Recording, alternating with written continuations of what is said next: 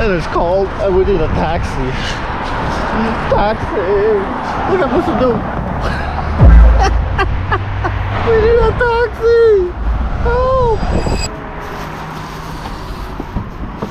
江滨路99号。尾号多少？尾号。我领个底料啊，那我底料。We're getting kicked off, everybody. It was a reserved ride. Help! 师傅啊，灯影是吗？ Reserved? Yeah. Just don't go for the yellow ones, I guess. Ugh. Taxi! Help! We're like a lost dog. Help! Why is it so hard to get a taxi? Help! Have somebody call 112. Okay. 你帮我一个忙好不好？你帮我叫一辆出租车好不好？我先看你们要去哪里？要去江滨路99号，就是你要看大理岛。Oh, very nice guy.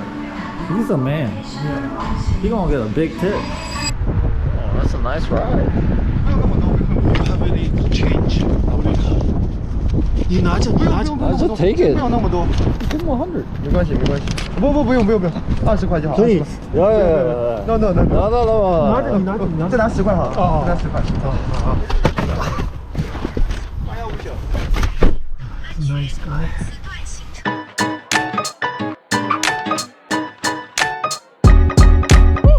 Today's the 4th day in Shanghai. Got a lunch break, so I'm just kind of roaming around. I wanted to check out what the metro station looks like in China. Oh, interesting. Oh, it's connected to the mall. Oh, 7-Eleven. Check out what they got. It's pretty similar to whatever you got in Korea. I'll go back up. Oh. Hey Siri, how cold is it right now? It's pretty cold. Oh, it doesn't feel like 1 degree. Anyways, that's what sunny Shanghai looks like. It's been cloudy for like 3 days, raining, but now it's all sunny. The interesting thing is all these bikes. So many bikes all parked out here. Ooh, electric. Oh, that's cute. And I think I'm very comfortable talking to myself here, doing this kind of stuff, because no one can really understand me anyway, so I do what I want. It looks like it's a bunch of restaurants here as well. Oh, they got McDonald's and pizza. Yo, that's what's up. Let's go check that out. First floor. I see it. I see the golden arches. Oh yeah. That doesn't look like they take cash. I can't read any of that.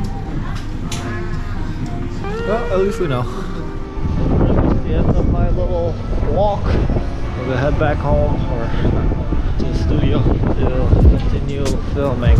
So I guess the challenge with work right now too is because it's all private lessons. We don't particularly film that much private lessons. Well, that's one challenge. I guess that's not really a challenge. We could make a lot more private lesson content. But the main challenge is, you know, Mr. Do is speaking in Mandarin. None of us know Mandarin on our team. So it's not like we can cut content for any particular purpose. So I do have to kind of think of things outside the box a little bit. So it is a bit of a challenge, but we're always ready for challenge. Anyways, that's kind of what the deal is right now. And we're gonna head back into the studio now. So let's go.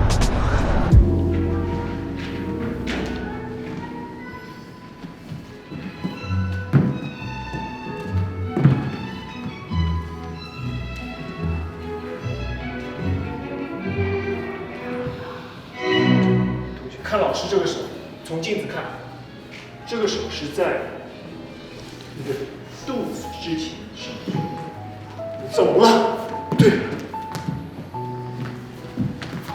对了，走，脚在后面，这样，你看，这个后跟要往前，不要出去回来，出去回来，快，慢，快，慢慢的。 好的，对了，抱脚背，出来的时候就不要出去再抱，跟脚背的抱。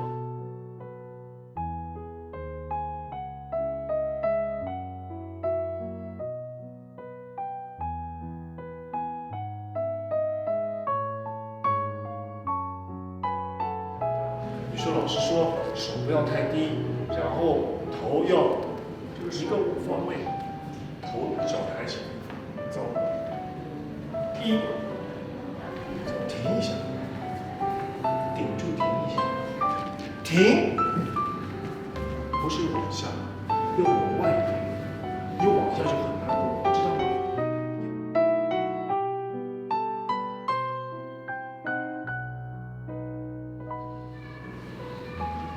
一、二、三，三不是这样，哒哒哒哒哒哒哒，太高了，太高了。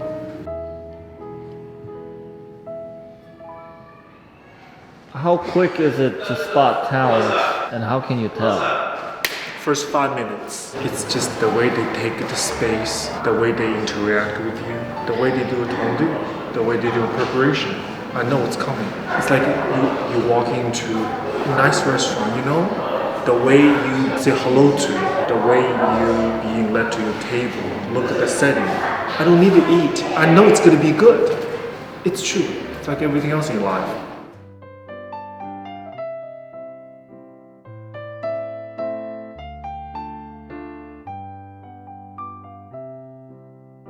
I noticed with some students focusing on breath, and you did breath for the online program. Is that kind of like where the translation happens? It's the best, something like detecting your breathing. It's best, it's in their body already. Doing what step? Let's say, I told the student when she went up to retirate, demi releve, retirate, because when we taught in the class, when you go up, we inhale, and we hold a portion of the air in our chest cavity. So that student, it worked right away for her, because if this was in her body language, in her natural ability or habit, she would immediately do this. And the balance happens that way. Because can you imagine if you try to do this exhale, it never work. But it will be the best if they apply it. But they cannot apply it right away unless it's being taught and practiced and emphasized in the classroom.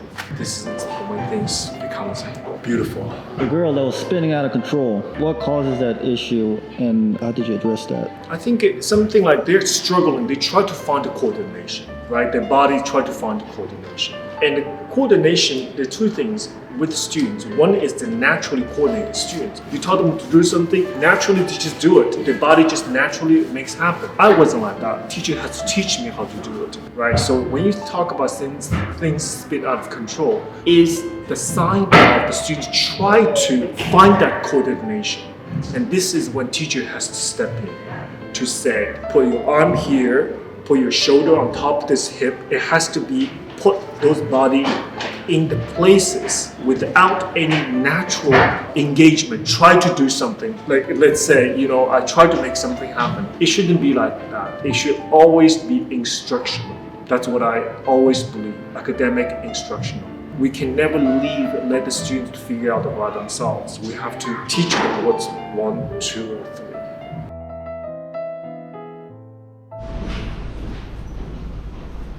So this morning we had a bit of an issue on the Zoom class. I had to address that as soon as I woke up, but everything worked out. Just gotta keep pushing through. And now we're on day 5 or 6, I lost count, and we're on the way to the studio. Same deal, bunch of privates, and a little bit early today. I don't know where we are. Okay. Can you find it? We're the wrong entrance. We're lost. We're lost. Where are we? No, it doesn't look like the building. We're entering a maze. There's a lot of people today. Is everyone going to work? It's closer. Oh, is it? Oh, yeah. Just some time, man. Yeah, just in time. We were here 45 minutes early the first day. Now, 2 minutes early. It's really dark at 9 a.m.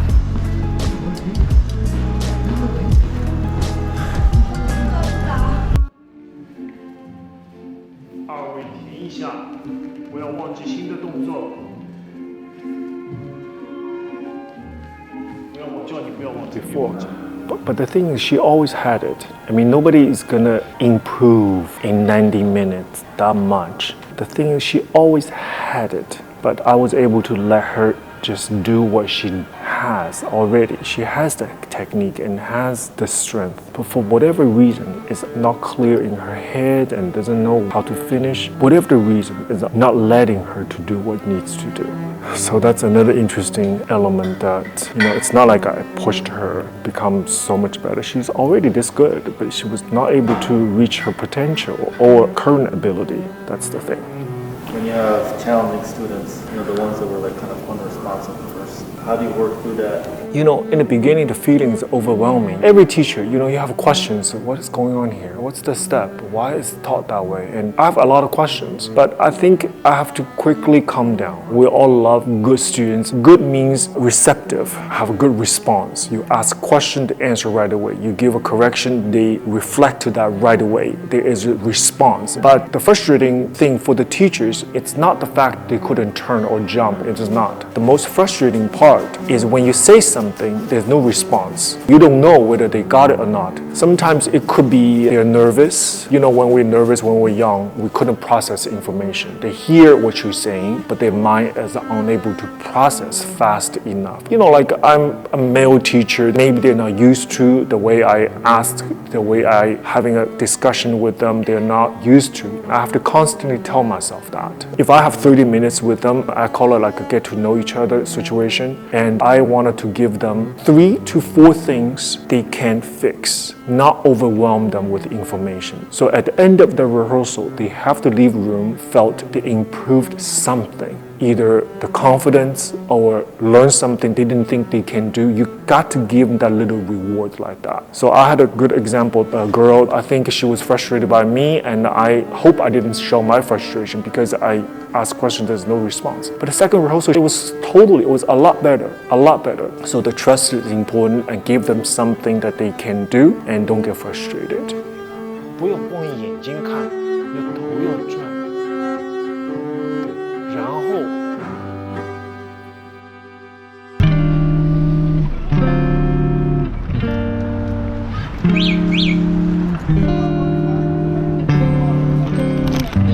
Smells nice.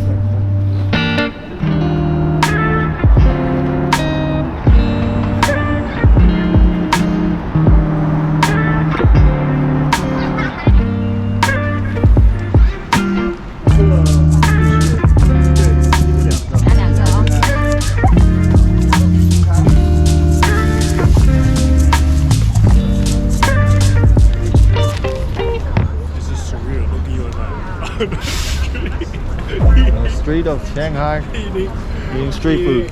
Street food. Never before seen moments. Take a closer look, everybody. Nice.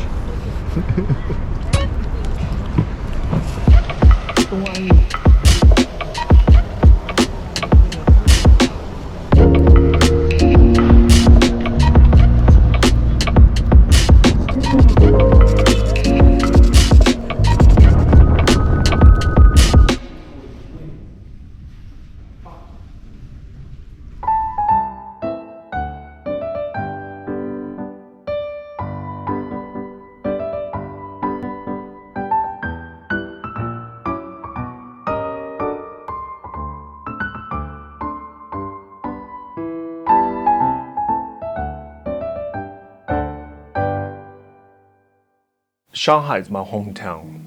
I grew up here and I left the city like around 18. Until that moment, I grew up and I learned and I went to school here, Shanghai Dance Academy, which is a wonderful, wonderful school.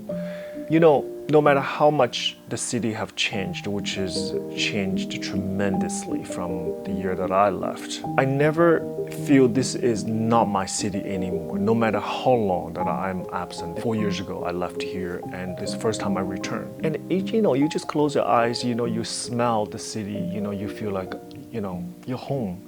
I don't want it to be so emotional about it, but it's the truth. It doesn't matter how much the building, the structure changed, the scenery changed. You feel like you're home the minute you get out of the airport.